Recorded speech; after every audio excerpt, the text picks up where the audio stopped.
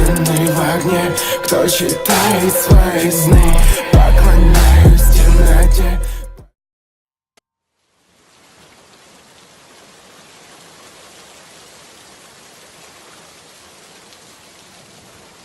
I can't remember when the talking started. I've tried, but there's a void in my memories from before the training. Here's what I do recall, exactly as it happened. Banging. A trash can banging as it bounced along the hard concrete floor. I jolted awake in my bed.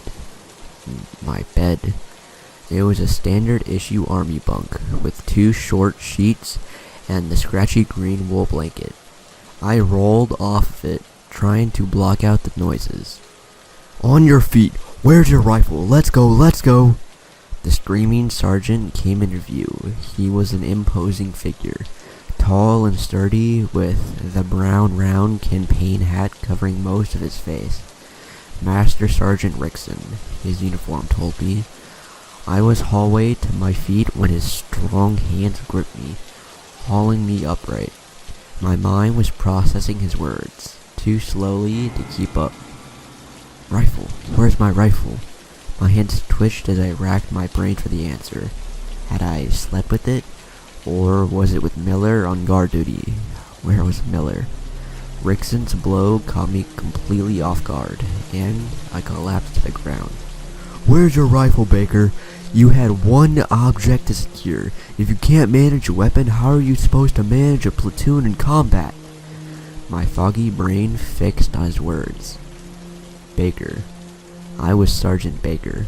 I struggled back to my feet. I don't know where my rifle is. Rickson got in my face, the edge of his hat digging into my forehead. Then he stepped back and brought a finger up to his collar, activating a radio. "Memory loss total, as predicted. We're moving to training now." He listened in for the response, then nodded and brought his hand back to his side. What the hell was he talking about? Rickson looked back to me, his black eyes revealing nothing. "Downstairs, we've got training complete. Now, Sergeant Baker!" I followed him out of the doorway and down the damp, gray stairwell. It had the same layout as nearly every army barracks, so it was impossible to tell if I had been here before. I struggled to remember, but my head began to throb with pain. Rickson threw open a door and we were outside. The sun hadn't risen yet, and he disappeared into the muggy darkness. I hesitated, then hurried to catch up with him. He was shaking hands with an older officer. Someone familiar. I peered at his name tag. Colonel Lennox. His grizzled face turned to me and I snapped off a salute. He returned the salute with a casual hand, then turned back to Rickson. "I'm not here, just an observer. Focus on and respond to Master Sergeant Rickson's commands. Got it?" "Yes, sir." His voice was familiar to my ears, but I couldn't place it. I could see the trail of memory leading back, underneath the block in my mind. Pain pulsed in my head again. "Let's begin." Peered to the ground behind him, towards a pile of scattered metal pieces. I recognized it immediately. A broken down M4 rifle. Rickson led me to the ground and tied a blindfold around my head. "Here's your rifle, Baker. Assemble it from memory. Time starts now." I felt the twinge of panic, then my training kicked in. Muscle memory guided me as my fingers brushed against the components. Lower receiver, upper receiver, buffer spring, bolt. My hands moved faster and faster until it was complete. The cool metal felt right in my hands. Instinctively, I rubbed the metal above the selector switch. There was an etching in the surface. A B. "Good," Rickson said. "That's your rifle, remember?" I nodded. There was still a gap in my memories, but I had remembered my rifle, the etching I had made. Rickson's hands grabbed my shoulders and dragged me a few feet further down on the concrete. "Next up, you will assemble the M2 50 caliber machine gun." My head swam as I processed the words. The M2 was more complex than the M4. There is something else to worry about, I remembered. I had never taken apart or reassembled a 50 cal before, let alone blindfolded. I can't, Sergeant. I don't have the experience. Rickson's voice echoed across the floor. Now! I flinched and reached out with a hand. Backplate. My fingers moved over to the next component. Bolt. Don't forget the Jesus pin. I pulled my hand back, putting it on my forehead. I didn't know 50 cal components. Did I? Rickson's boot caught me in the ribcage, shooting pain at my side. Execute Baker. Now. I grasped blindly for the components again. My hands moved mechanically, faster and faster. A strange noise echoed through the area. Something was clapping. Nicely done, Sergeant, Rickson said. He murmured something else to the colonel, but I couldn't hear it. We continued on like this for most of the morning. I moved from weapon to weapon, piecing them together under a blindfold. Mark 19 automatic grenade launcher, M110 sniper rifle, M240 machine gun, M249 squad automatic weapon. I lost track of the total, but I couldn't shake the bad feeling in my head. Hands touched my face, and I flinched. Then the blindfold was removed, and I squinted at the sudden exposure of fluorescent lighting. The colonel had disappeared. Rickson was still behind me, looking back at the rows of assembled weapons on the concrete. He had a small smile on his face. You did well today, Baker. Head up to the barracks and get some sleep. We're up at 0430 tomorrow for language training. Then he walked away, leaving me on the concrete pad. I retraced my steps up the staircase and into the barracks. Someone had set out a plate of cafeteria food for me on my bunk. Meatloaf and mushy corn. I wolfed it down anyways, then went to the bathroom to wash up. The tile floor was spotless and the area reeked of army-grade bleach. The lighting was cranked up to an uncomfortable glare, making it hard to focus. I washed my hands in the sink, then caught my reflection in the mirror. Bleary, bloodshot eyes stared back at me. I had deep, dark grooves under my eyes and my face was pale and clammy. I looked like hell. Then I returned to my bunk, answering the call of exhaustion. Seemingly minutes later, Rickson woke me up with a violent shake. I lurched out of bed and began putting on my uniform again. Once dressed, Rickson led me downstairs and into a classroom. The colonel was standing in the corner of the room, writing notes onto a clipboard. There were stacks of papers laid out across the tables in the room. I saw Chinese, Russian, dozens of different languages on the paper. Rickson started me with Arabic. I could see that the papers were mostly news articles. He pointed me to a pen and a notebook of empty paper, and told me to start translating. Again, I hesitated. Then a flash of pain seized my brain. I grasped the pen, hand shaking, and began to write. Something was narrating the translation in my mind. My head pounded as words began to fill the pages of the notebook. Rickson's hand finally stopped mine, and I blinked. I had translated 14 pages.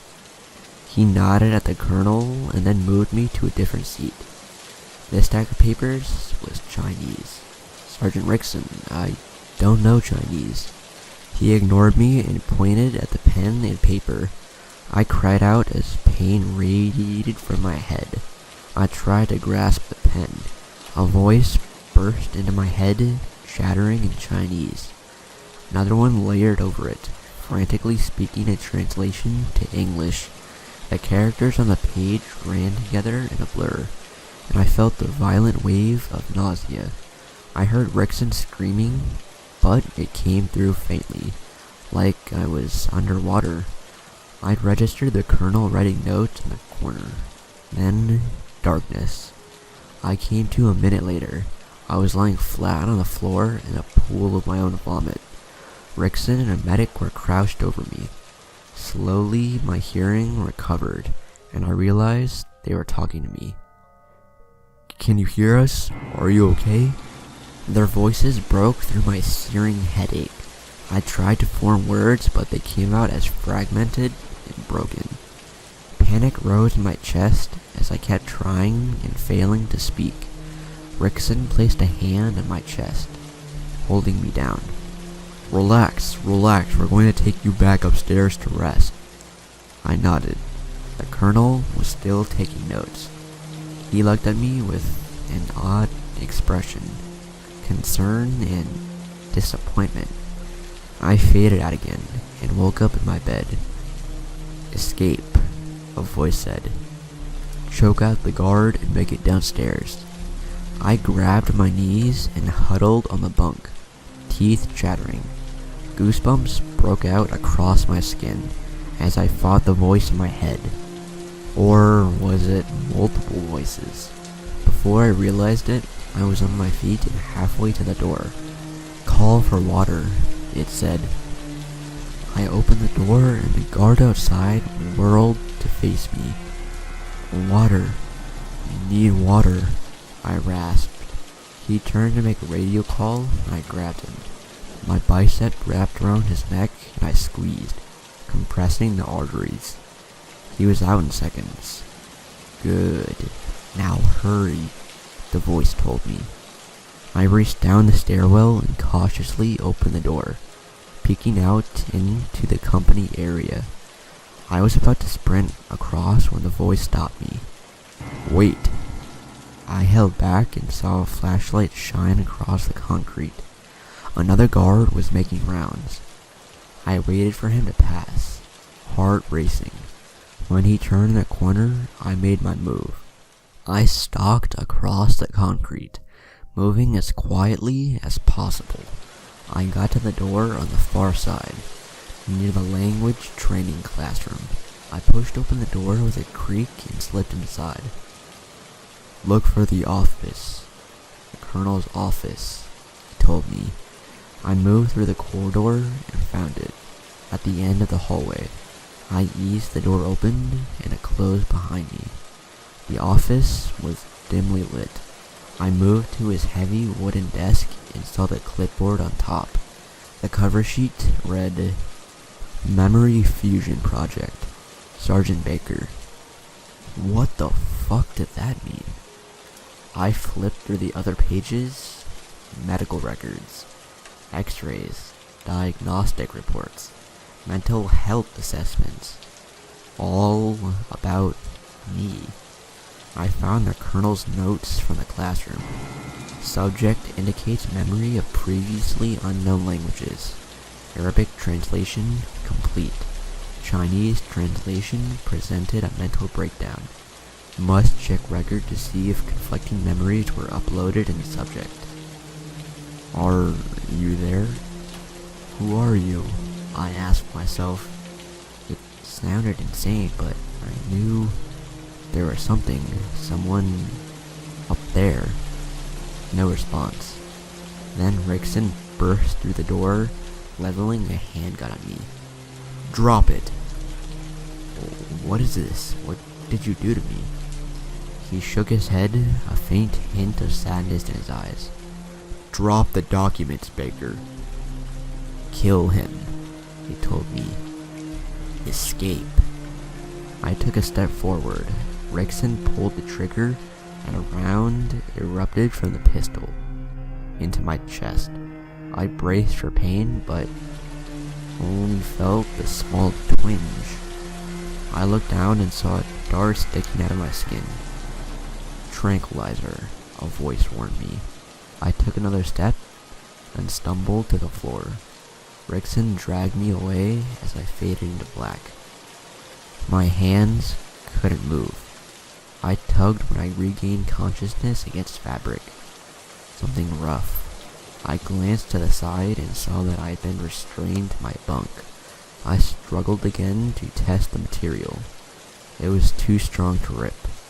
Then I saw Rickson standing over me, frowning. "You're awake." I tried to calm myself, to act normally. "What did you do to me?" He sighed.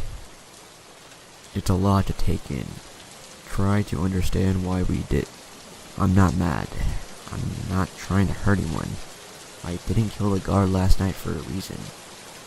I just need to know about this experiments, these tests, so I can do better for you." "That's good, Baker. I'll bring the colonel in. We can all talk before the next round of tests, okay?" Yes. Will you take these restraints off me now?" "I'll ask the colonel. Not my call." He disappeared into the hallway. "You have to kill them," the voice said. "It's the only way." Shut up, get out of my head!" Rickson entered a minute later, with Lennox in tow. He wore a plastic smile. "Hey son, I see we had a bit of an adventure last night, I gave a fake smile back. "Just testing out my new capabilities, sir. I was talking to Sergeant Rickson. I think the sickness came on from the confusion. Too much for the brain to try and reconcile. We think that if you tell me everything that happened, then I'll be better. Do better." The colonel nodded. "So he says. It's an interesting proposition." "Please, and can you release my restraints? I'm not a threat to you. I fought to remember our connection, our relationship." I kept catching a glimmer of him, with a younger face, handing me a challenge coin. I ran with it. "I remember when you awarded me that coin, sir." A wave of shock rippled across his face, then disappeared. "Yes, Baker. That was a long time ago." He turned to Rickson and gestured for him to untie me. He did, and I sat up, slowly so as not to alarm them. I rubbed my wrists to return circulation. The colonel sat before me. "Son, you volunteered for a project. We implanted technological knowledge and memories into your brain to enhance your knowledge capabilities. We spend so much time and money on developing lessons learned from past wars and experiences. What better way to keep those alive than to implant them directly into our leaders?" We started slowly with 1 or 2 memories from an individual. I tried to keep up with his words. "How long have I been here?" Lennox frowned. 2 years. There are some side effects with the procedure, and you lose some short-term memory as more concepts are given to you. Some mornings you wake up with full cognition. Other days we're starting over at square one. A panicked voice rose in my mind. "There were others. They'll kill us too. We must escape." Shut up, they'll hear us." I blinked, clearing away the unwanted voices. Lennox's eyes bored in mine, and I feared he saw right through me. "How much is left?" "Training. Before I deploy." Rickson and Lennox exchanged glances. "Hard to say," Lennox said. "We keep ramping up the memories and seeing excellent results, but there are periodic setbacks like we had in the language training. Maybe another month or so?" No time. Escape." "Shut up!" "Okay, sir. When can I start training again?" "That's the spirit," he said with a grin. "Rest up today and maybe we'll resume tomorrow. I'll let you and Rickson hash that one out." Then he stood up and turned to leave. I beckoned Rickson closer, to whisper something in his ear. "Now!" I reacted instinctively, lashing out with a fist and crushing his windpipe. His hands reaching up to grab the broken airway, and I seized the pistol from his belt. Lennox turned around, too late, and I shot him with the tranquilizer. He sagged to his knees. You won't escape. None of the others have. He slurred the rest of his words and slumped to the ground. What did he mean? Lies, a voice hissed. Lies. Escape now. I spared a final glance for the unconscious men and fled the compound to my current hiding spot on the base. This recorded message is for anyone who can help. If anyone out there receives this message, I am in the woods northeast of the training compound. I'm afraid to say exactly where, but come to the woods and I will find you. Send help quickly. I hear them coming. Alright, so I hope you guys enjoyed that creepypasta, but before the video ends, I just have a few small announcements. One is, sorry about not uploading the video talking about Mr. Anime. I just didn't really feel like it. It was like, nah. And the second one is that I want to start uploading more, and I just want to start uploading more, maybe every day, and on some days I'll do a double upload, and on the weekends I might kind of just want to do some chill videos, so probably gaming videos on the weekend, just my regular videos throughout the week. And yeah, so not really any reason to make a channel update video, but anyways, I hope you guys enjoyed the video. Just wanted to let you know about these things, that I just want to upload more, like a lot more, and sorry about not making the Mr. Anime video. I probably won't make that, to be honest, but whatever. But if you guys want me to make it, then I'll make it. But I hope you guys enjoyed the video, like I said before, and be sure to subscribe, like, and comment, and I will see you guys in the next video. Peace.